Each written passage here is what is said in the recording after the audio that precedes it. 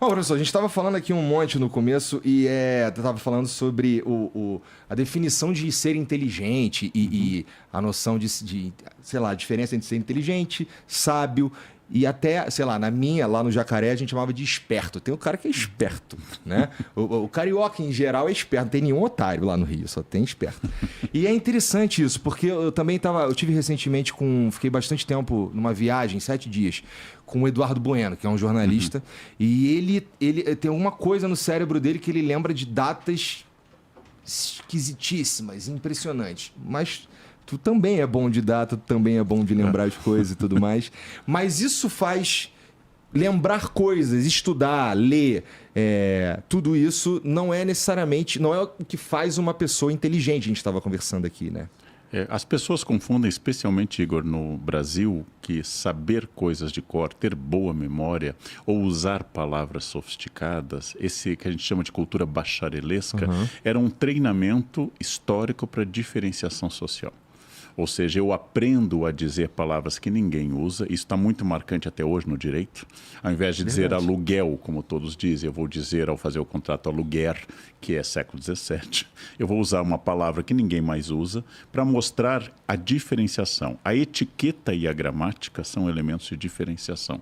Não servem para comunicação. Em geral, a etiqueta atrapalha a sociabilidade, a gramática atrapalha a comunicação. Então, servem para saber quem é quem, título que tanto o Renato Janine Ribeiro na Etiqueta do Antigo Regime como o Norberto Elias na Sociedade de Corte tratam bastante dessa questão. Eu tenho que pensar que, claro que você citou, por exemplo, um historiador como o Eduardo, que o historiador lida muito com o fato. É capaz de você ouvir uma aula de um sociólogo ou de um filósofo sem nenhum fato concreto, apenas com conceito. O historiador não consegue passar muito tempo sem botar uma âncora no fato. Mas esse conhecimento não é sinal de inteligência. Para mim, a inteligência é a criação, a inteligência é a análise, a comparação, é aproximar coisas, é reinventar, é questionar paradigmas. E há muitas inteligências. Há uma profunda inteligência na dona de casa com um orçamento apertado que tem que decidir o menu diário da casa. E provavelmente o doutor em economia, especialista em Adam Smith pela USP, não conseguiria, porque é muito fácil gerir orçamento ilimitado, né?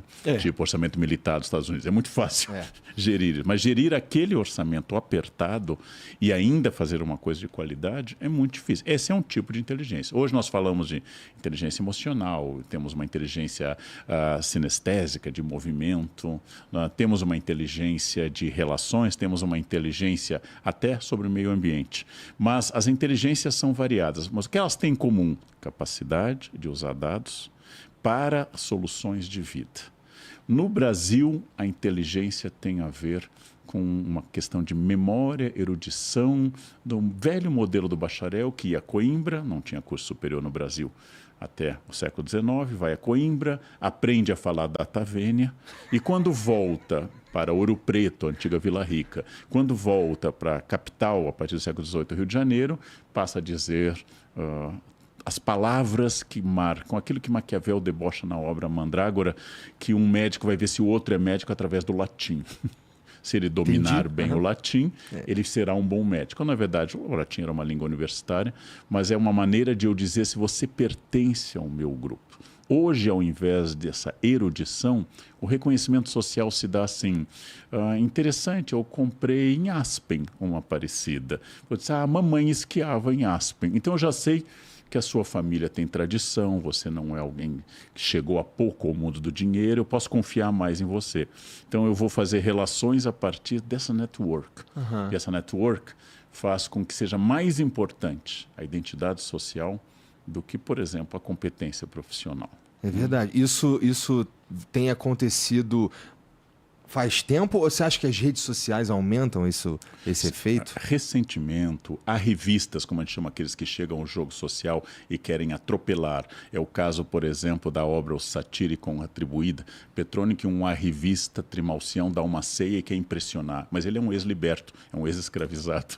Então ele quer impressionar. Isso aparece no Molière, quando faz o Burguês Fidalgo, em que Monsieur Jourdain é um burguês que quer parecer nobre. Isso aparece no debate entre emergentes e dinheiro old money e dinheiro tradicional. Isso apareceu no Rio, no choque entre Vera Loyola, por exemplo, como exemplo desse novo dinheiro ligado a motéis e padarias e não a capitanias hereditárias. Entendi. Então sempre houve este choque. A questão é o que valida de fato o dinheiro, o que valida de fato sua posição. E a inteligência é uma inteligência de ser capaz, inclusive, de criticar esse sistema, ser capaz de repensar esse sistema e criticar. Saber fatos de cor é um exercício de memória. Ter habilidades como tradução é um exercício de insistência, realmente. Agora, saber juntar ideias é uma prática de abstração que nós temos que trabalhar nas pessoas. Mas saber, assim, ler muito, saber... Você é um defensor ferrenho de ler e tudo mais, já vi você falando várias vezes sobre isso. Mas, assim, o Eduardo Bueno, por exemplo, ele falou, cara, eu li 4.000 livros. Porra, li livro pra cacete, não sei o quê, conheço um monte de coisa, já conversei com um monte de gente sobre um monte de coisa. E eu fico pensando, assim, a gente estava falando antes que eu fico nervoso conversar com pessoas que são... Porra, muito mais inteligente que eu. E aí, pô, o que é inteligente? Começou esse papo. E, pô, além de tudo, experiente, o Eduardo Bueno, no caso. O cara viveu uma porrada de coisas, troca uma ideia com ele sobre as coisas que nem são publicáveis, sabe? Então, assim, eu gosto da ideia de que, da experiência, porque eu já vi muita gente muito lido, muito estudado, muito não sei o quê, que tem dificuldade em resolver uns problemas bobos ou até de... o que a gente chamaria de inteligência emocional, quase nulo, sabe? Então, eu gosto muito da métrica da experiência. O cara viveu pra cacete. O meu avô, adorava trocar ideia com o meu avô quando ele era vivo e tal, porque não estudou, viveu o tempo inteiro na roça, mas ele sabia a hora só de olhar para o céu. Isso era uma habilidade que me chocava. Mas pensa um pouco, Igor, que o tempo não é um aprimorador de habilidades necessariamente.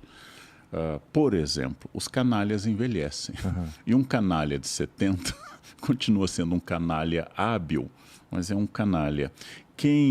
Na minha experiência, quem era muito burro aos 30, aos 70, continua muito burro. O que acontece em algumas pessoas é que o tempo, de fato, é um processo de decantação.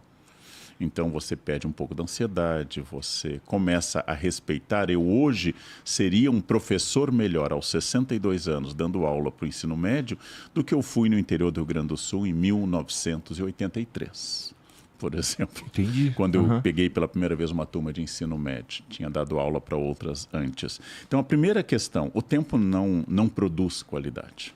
Nem com os vinhos que são símbolo disso, são pouquíssimos vinhos que podem envelhecer. Pouquíssimos vinhos. A maior parte estraga.